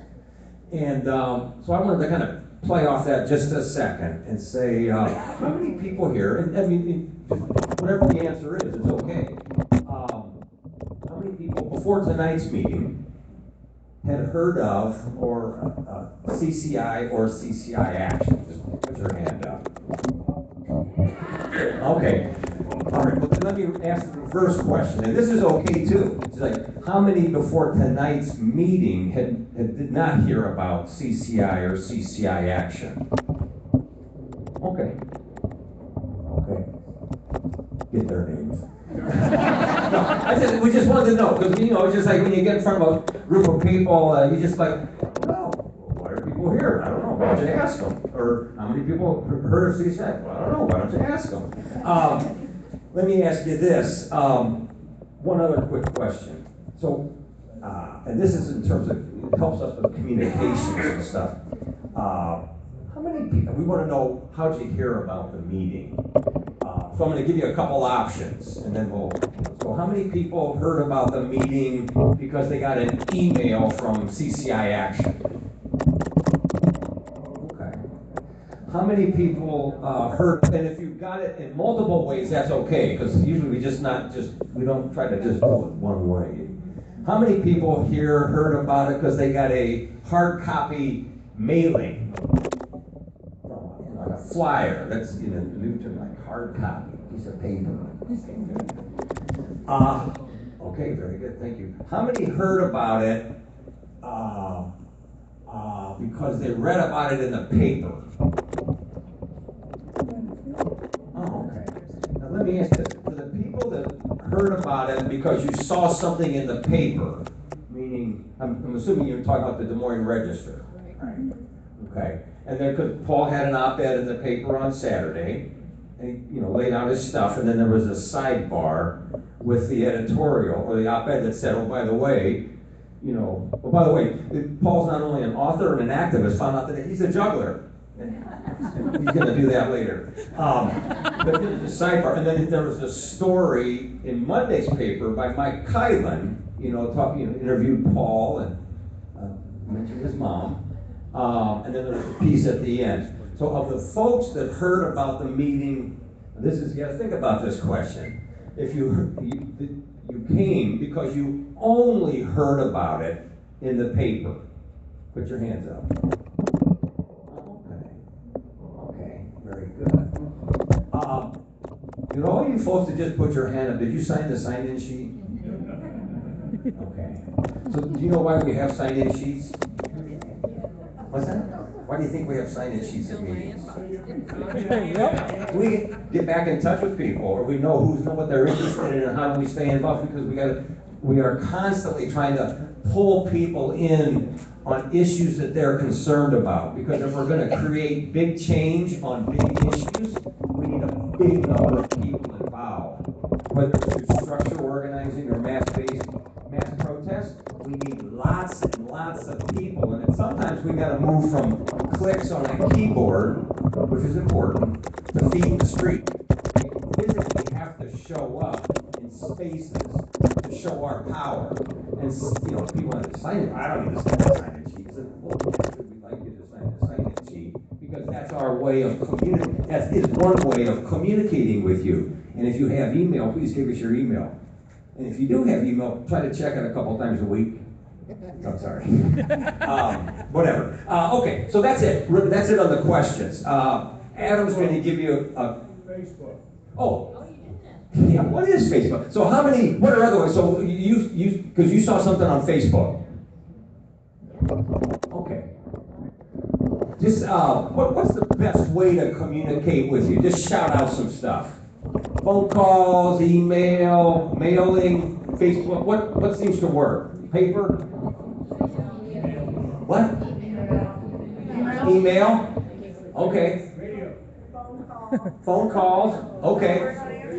All right, so I mean, that's what, I mean, organizing is on the real basics, like how do you communicate with people? How do people, what's the best way to communicate with people? So we're gonna give you 2 quick updates on the clean water and the Bakken pipeline issue. Adam? Okay, so I'm going to keep this real quick because I know folks are really ready to sign up as a CCI Action Fund member tonight and get a copy of this awesome book, right? Right. Okay, so once you read this book, you're going to figure out all the answers, and then I'm going to ask you what they are because I don't know them yet. But I can tell you from what I've heard from Paul tonight, the clean water issue is a perfect example of how we are changing the climate on an issue, right? Yeah. A couple years ago, do you think Governor Branstad would have said we need to do something about this water problem in Iowa? No, he was saying we don't have a water problem in Iowa. We don't have a water crisis, it's getting better.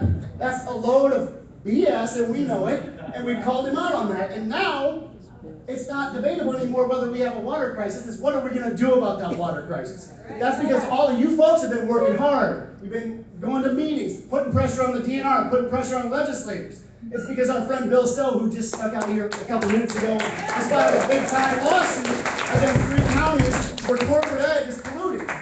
So now the question is, how are we going to pay to clean up this mess, and who's going to pay, and how are we going to do that? Is it going to be voluntary, or is it going to be mandatory? Voluntary or mandatory? All right, that's what I thought. So Governor Branstad proposes a $4.7 billion plan to steal money from school infrastructure and give it to water quality. Well, we're on the same page there. That ain't going nowhere, okay? What is going to happen, though, is this week, House Republicans are going to come out with a plan to scrape together 20, 30, maybe $40 million from other pots, okay? They found out that we can't rob from our kids to give money to water quality. That ain't going to work. They ain't going to pit us against each other. Now they're going to try and take it from somewhere else. That bill is going to be introduced probably tomorrow, maybe Thursday. We are going to dig in. We are going to find out where that money's coming from, and we're going to tell you. That's why it's important to sign up for email. We're going to ask you to take action. Send your legislators a quick email, a quick phone call. So can everybody stay tuned for that? Make sure you sign the sign-in sheet so we know how to tell you when to take action. Does that sound cool? Yeah. All right. And if you were so inclined, please write another letter to the editor saying, we can pay to clean up this mess. We know where the money is. It's in the billions in profits of corporate ag. Okay? Taking money from family farmers ain't the answer. It's Monsanto, it's Tyson, it's Cargill, it's Smithfield, ADM. The billions of profits, that's where the money needs to come from because they're the ones profiting from the style of agriculture that's polluting our waters, right? Yeah. Okay. Number 2. I got 2 minutes. The Bakken pipeline. We all, I think I heard this earlier tonight, and actually Paul kicked off the meeting this way, is that the world's going to end. That's a scary thought, right?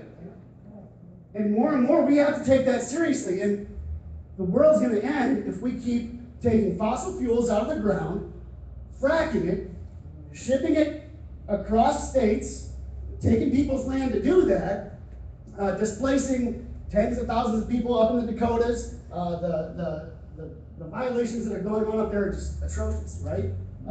To the folks up there. The violations that are going to go on here, taking people's land, that ain't right. No eminent domain for private gain, right? Right. On top of that, if there's a spill, who's going to pay to clean it up? Taxpayers. Taxpayers, right. So that's where we are in this Bakken pipeline fight. The IUB has said that they will grant a permit with conditions. And there was a meeting today up at the IUB to kind of get up to speed on where we were. We were up there. Peter Clay was up there. Kayla Raffensberger was up there. Me and Josh Cooley, a new organizer at CCI, were up there so we can keep our eyes and ears and kind of like dig in on what's happening. What is going to happen is we got a victory, okay? A week ago, IUB, or basically Dakota Access said, well, we've got this insurance plan, and our parent companies will pay for anything that goes wrong. But we're not going to let you see the details, right? Trust us. How's that been working so far? So we've been putting the pressure on, and it sounds like today that the IUB agrees with us, that information serves a public good, we should be able to see that. So that's a small victory. That's a step. Yeah, we got to celebrate. But we're not done yet, and neither is this pipeline, okay? The Dakota Access still wants to start building, even though they don't have all of their permits. No. And we think the IUB is going to make a ruling on that on Monday. So another reason we need you to stay tuned, to be in touch with us and be able to reach you in a quick, efficient way is so we can tell you what happens on Monday and what we need to do to respond. It could mean we need to take 50 people up to the IUB office. It could mean that we need to go to the Story County supervisors because on Tuesday, they might sign over control of their drainage districts to Dakota Access, okay? Not cool. These things happen, they come up quick, and we have to be ready to respond with feet in the street, with phone calls, with emails, everything, okay? So, again, this pipeline, not a done deal. Let me hear you say it. Not a done deal! Not a done deal! Not a done deal! There we go. And ultimately, we all are on the same page. I think that we need to move beyond because we want more wind, more solar, more clean energy for our future. That's where we have to be if we want to be here in 3 generations.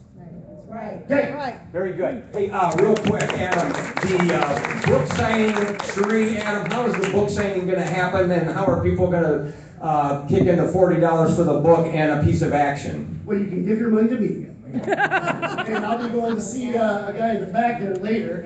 I might have put him on the spot, though. I'll leave him nameless for now. No, just kidding. The books are for sale right out here in the hallway. Right out there. So if I'm like Arlo, a young class, and I want to chip in an extra 20 to CCI action and get that book, I go out there to that front table. Author will sign it, right? That's correct. And when you do that, you get food for thought and food for action. That's right. You'll be full. All right, is everybody clear on that? Who is interested in buying a piece of the organization and a piece of the book? All right, and you know where you're going. Right out here. I want to thank everybody for turning out. People are hungry for change, and we're going to keep at it. Thank you.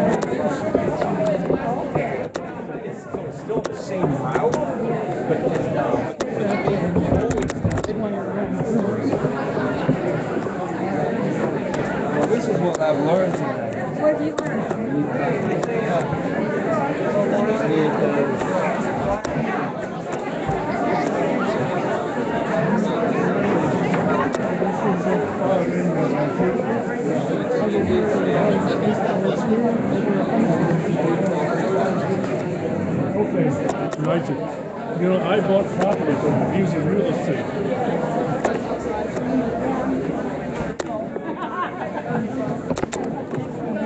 Thank you.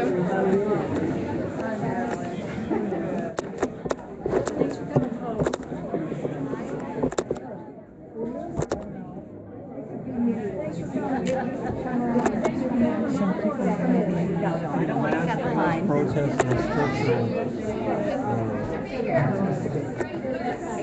Hello. We're already members.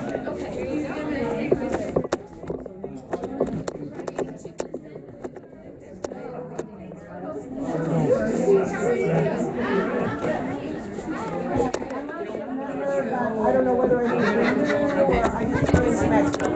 So, there you go. All right, thank you.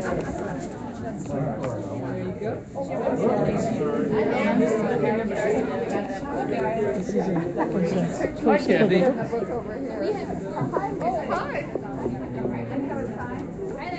Oh, yeah. This guy's blessed. Okay, I'm a member of CCI. Are you doing the...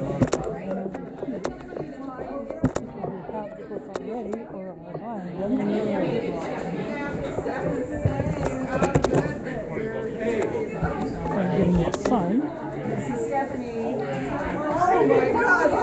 you? Good? You were one of my best teachers. Thank you so much. I tell you. No, occasionally I tell my story. You were amazing.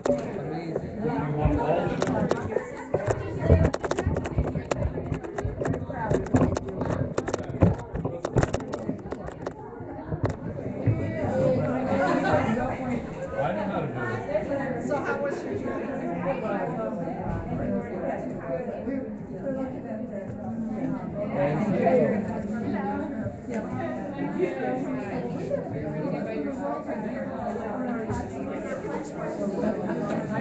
I don't think it matters. I think you just, they were so proud of me. We went through 5 or 6.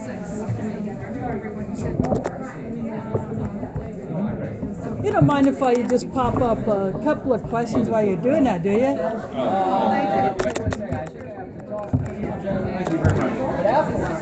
Okay. Was it a good presentation? Very good. Enjoyed it. Thank you very much.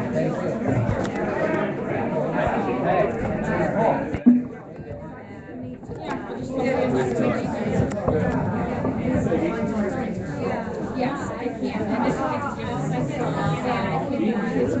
do you have a minute? Okay, great. Thank you.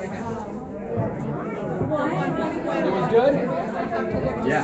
Hopefully there are enough copies for everybody to get one that wants one. That's a good problem. Not too long ago. Yeah.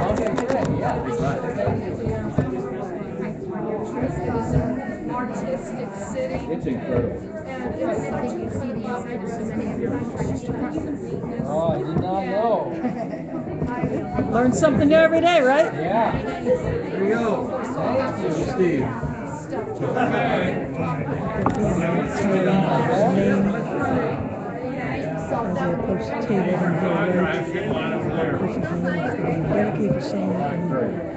Thank you. I've been here for 11 days. Good presentation? Yep.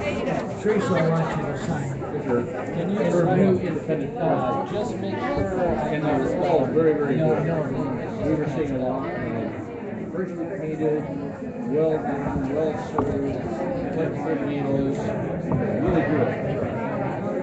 You find out which module they, while I was in that area. That's the computer. That's the one where. Which is But short. I think you just definitely get Kevin's way on.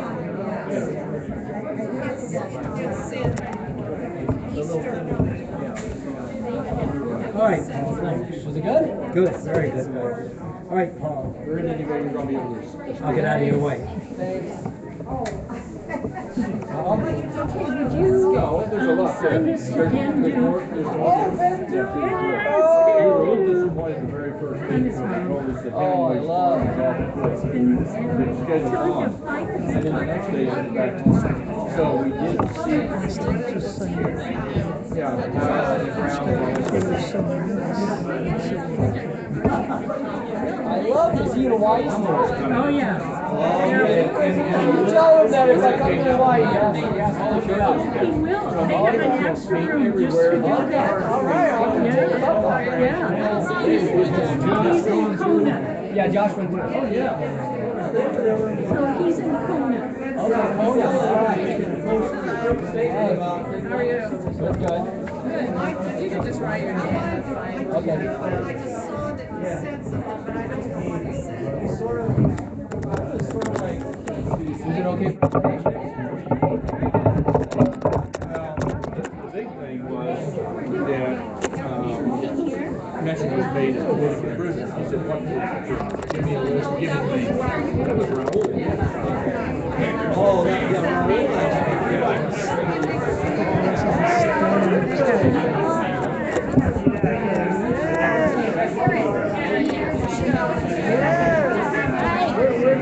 Hello. Was it okay presentation?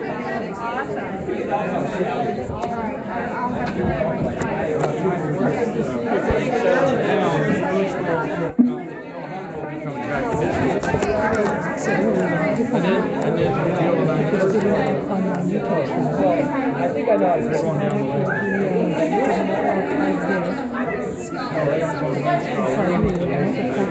That's right. He thinks of the role of the live streamer and independent media.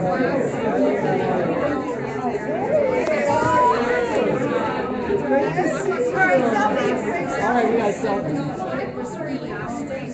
Selfie with the book. Selfie with the book. There you go. I like the selfie.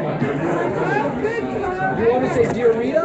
Yes, that's just very interesting because originally, okay. You are the greatest.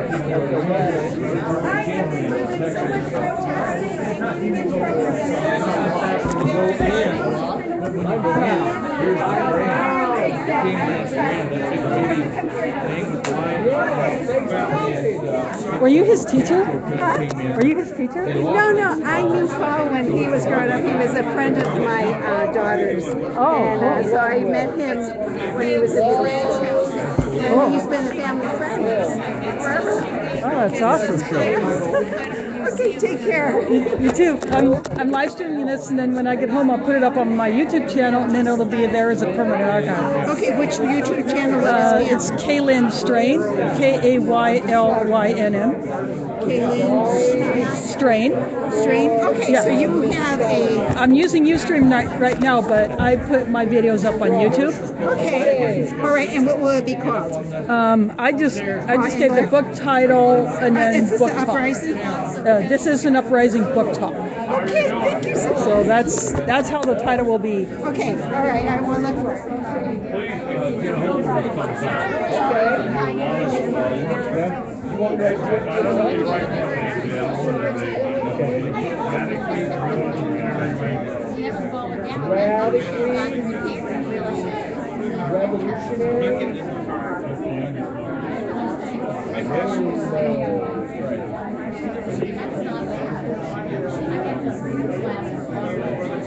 Hopefully, the whole touching up with this thing.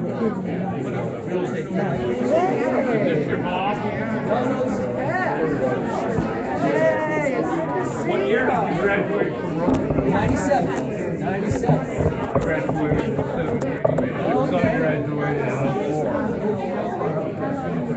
Thank you, sir. No, I have another. Okay. As he said, his mother's here. The teacher is here.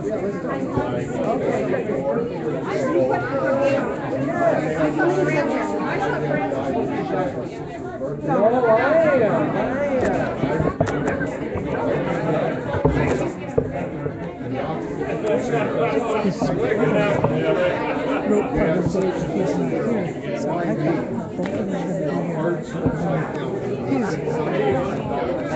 be here. Some care. Yes. Last time my husband and I worked together, George ate something. Looks like a few people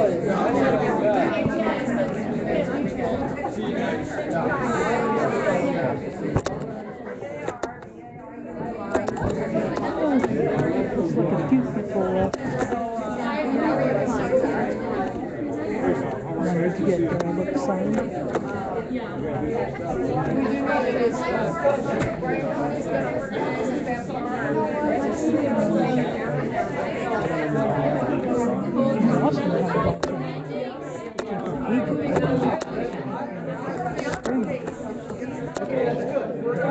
Just an evolution. I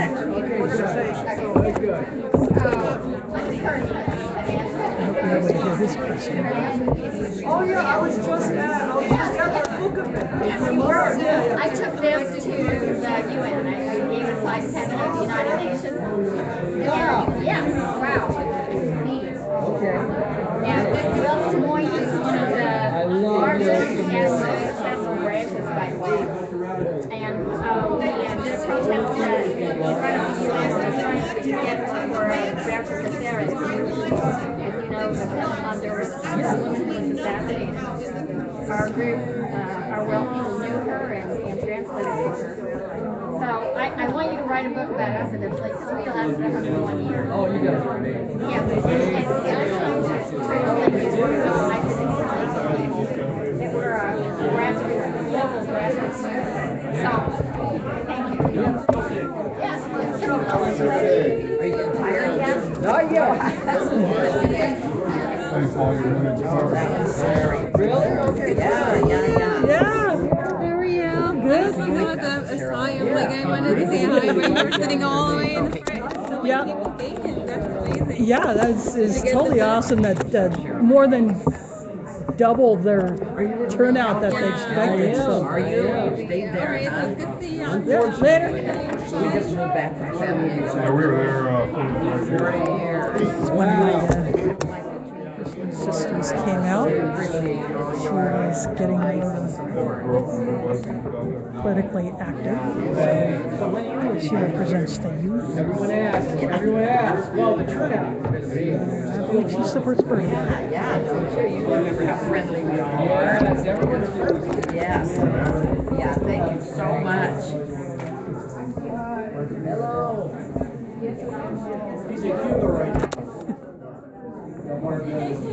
Hello. How's it going? Oh, good. Good. I'm live streaming. Yeah, I love it when you do that at all the events. It's so cool. Yeah, I have posted in the past, although I haven't done it lately, but I have posted in the past and talked that if anyone wants to learn how to do it, I'll be more than happy to show them how to do it. I got into doing it from Occupy. Yeah. So that's how I got into doing it, and I'm the only one left doing it, at least here in Des Moines. It really is so cool, and it's so helpful.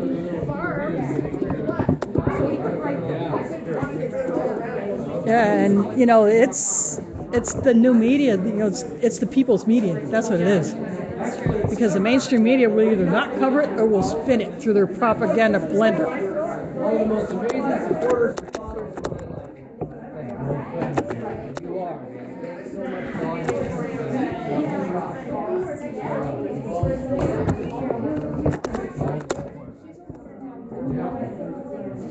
If you didn't have that beard, someone might take you for Bernie.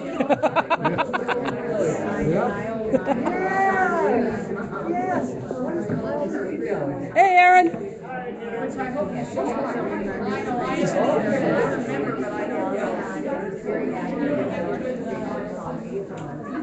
I'm just giving a note to my fellow occupiers. Kyle, in my childhood, I still have dreams about him. He's one of the most charismatic young people from my childhood, I tell you. I wanted to see one of these days. You were one of those charismatic. Hello. You got something magical when you were young. It was so funny. I think Ryan was funny. No, Kyle was funny. Because we didn't have as much access to Ryan. Ryan just comes from a different family. You know, his comes from a different family. And Kyle has always been very loving and family.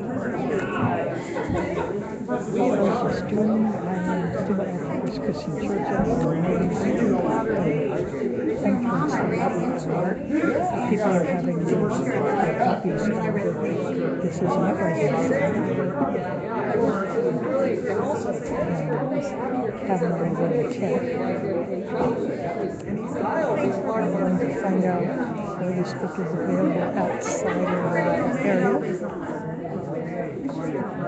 And to get his impression of the live streaming and independent media. A lot of people that we interviewed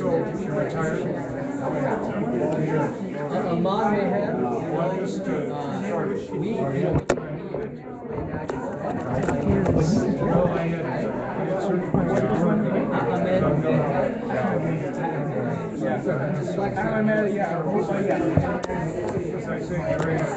I met him 2 weeks ago in Washington.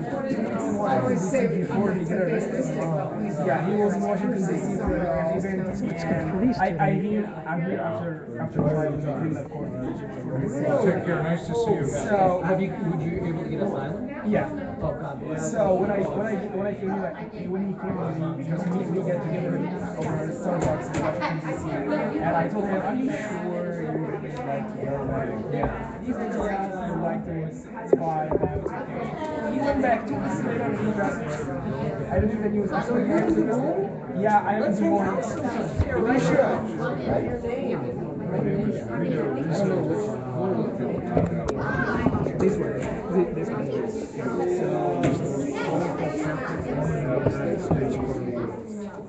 You know what?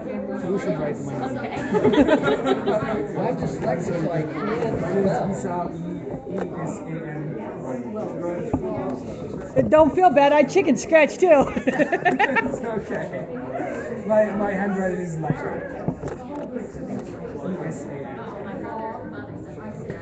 Anyway, your mom told me so much about you and your brother. She said we should hang out. She told my business card to give it to you and she Okay, yeah.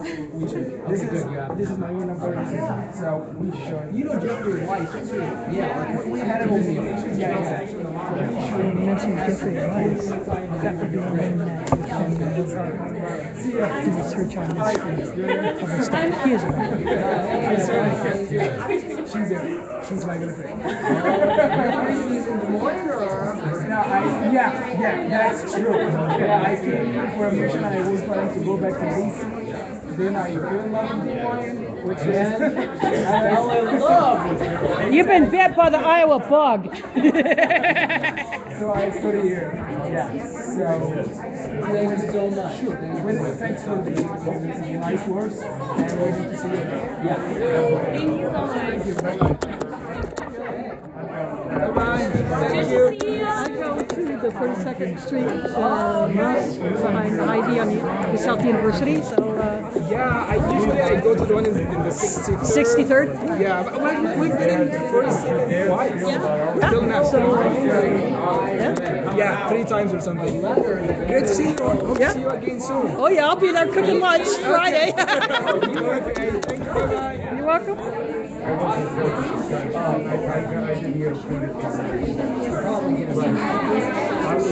I don't know if you will hear that he is a little bit excited because of his activities as a professor for Egyptian democracy.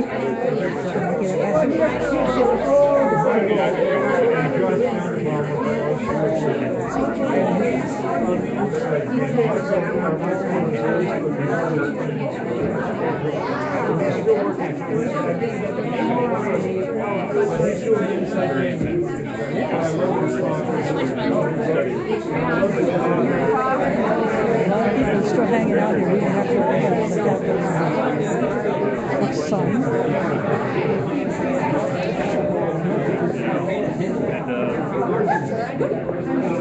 Sorry. A few people still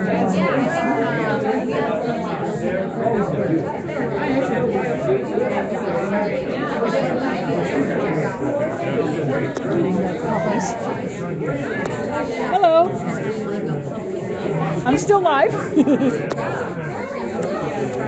When I get home, I'll put this video up on my YouTube channel so it'll be permanently there. Yeah, it's very good. So I just titled it, this is an Uprising book talk. Okay. So that's how I'll title it. Yeah, I will look at it. Yeah, I'm glad you got it out there. I thought it'd be good for those who are not in the Des Moines area to hear this, and I like to hit up some of these events when I can. And when I got the blue thing in the snail mail, I am so there.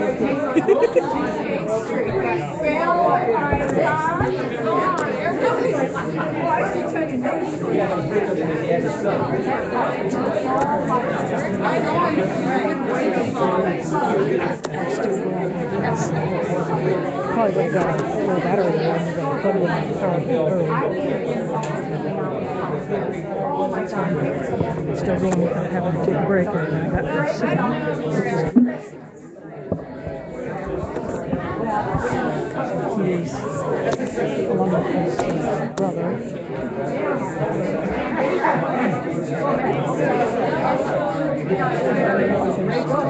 So then they said what?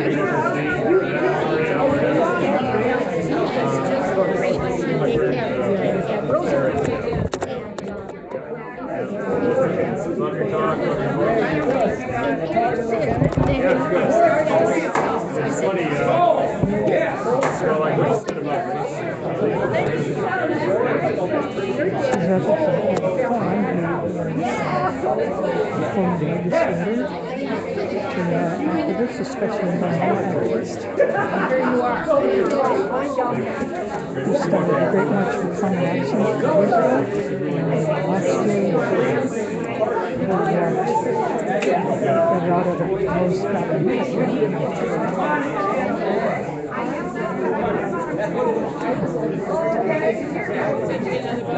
Yeah, for surgery.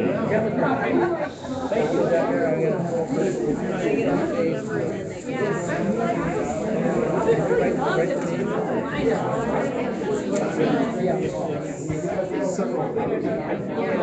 There are a few left on the counter, looks like.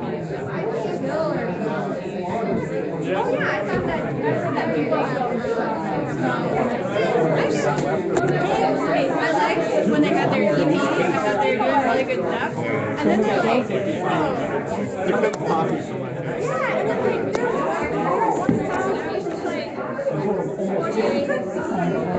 Counting more people.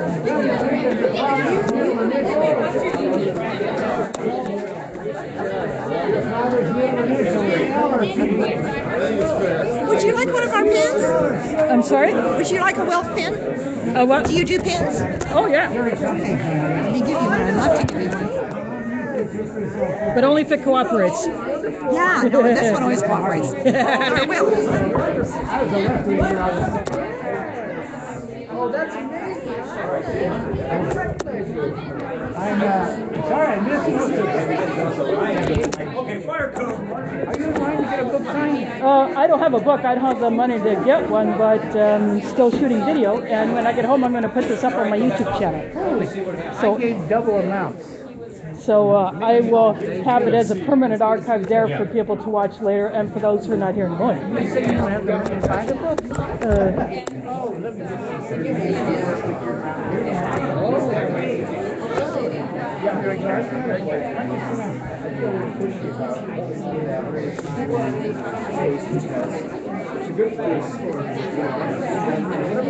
this guy's gonna buy me a book. What's our next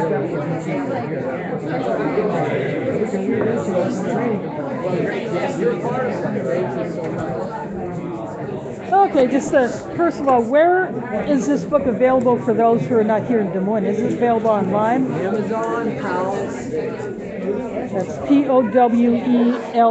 I can't spell. Yeah, something like that. I bought something from them a long time ago. I just haven't been online, but Amazon, Powell's.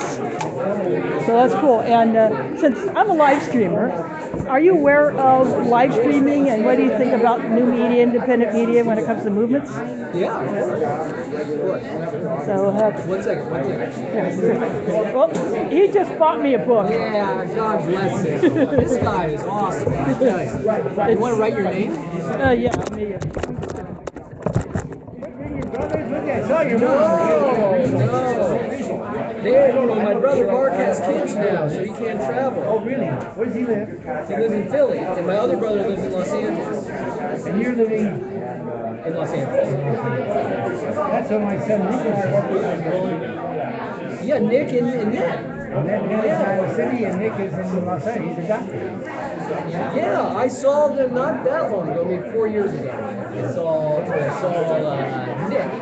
But I haven't seen Ned for a while. You know, he was part of my activism in high school. And there's my name and my email. J-A-Y-L-Y-N.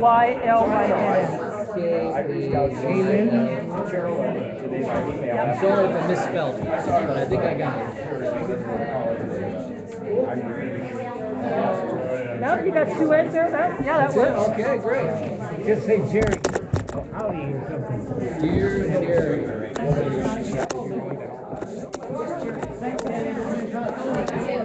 Oh, let's see, you got like 9 left. Nope, 8 left.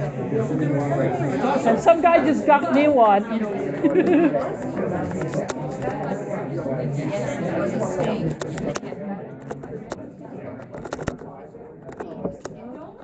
Go back in here. I'm surprised there's still some copies of the book left. Since this is pretty much wrapped up, I'm going to go ahead and take my stream down.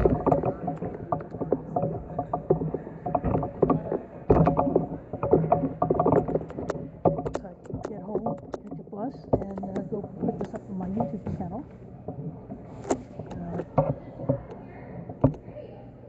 Just giving you a close-up of this.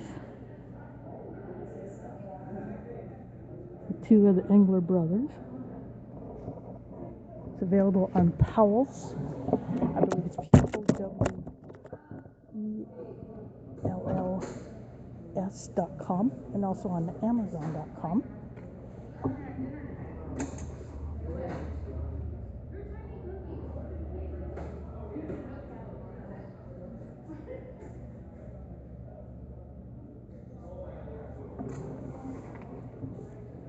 So I'll go home and put this up on my YouTube channel for later viewing. And thanks for watching, and I'll see you on the streets.